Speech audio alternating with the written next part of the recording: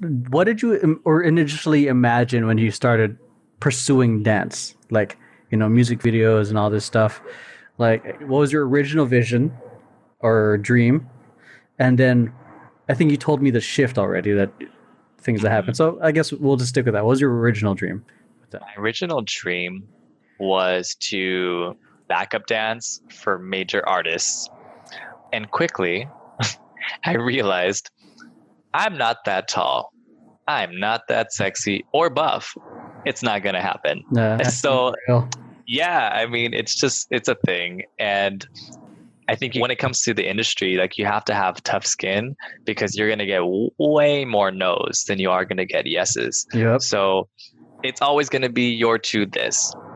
You're too short. You're too thin. You're too dark. You're too fast for the music. It's going to be a little slower. You're too whatever it is, or you look too much like that guy. So we can only have one of that guy, and you're the second one. So we can't. It's always going to be something. So I feel like the idea of no has to be something that you're ready for. So I kind of grew into that of like, okay, what I did realize was I was keeping up with the people who were getting picked. So that's where the switch started to happen of like, okay, I might not get booked for this job, but I'm definitely not the people who got cut in the first round.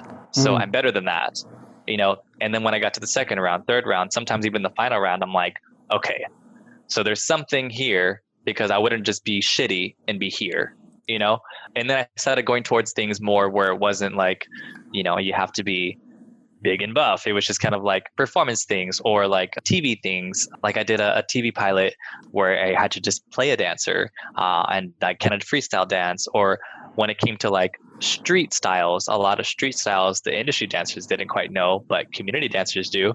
So things like that where they wanted a little bit more street looking, a little more urban or things like that. And Street. you know how I like it, baby, straight street. So when it came to stuff like that, like I was doing better. So I think that played my role, and I kind of found the niche of like, okay, that's what I can do. I typically look younger than my age. So when it Brandon's came 40. to, I am not 40, you asshole.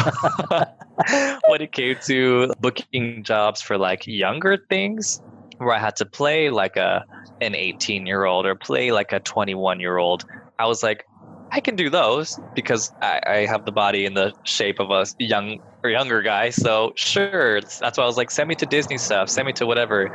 Like those of you who remember old school Ashley Tisdale, like Yeah.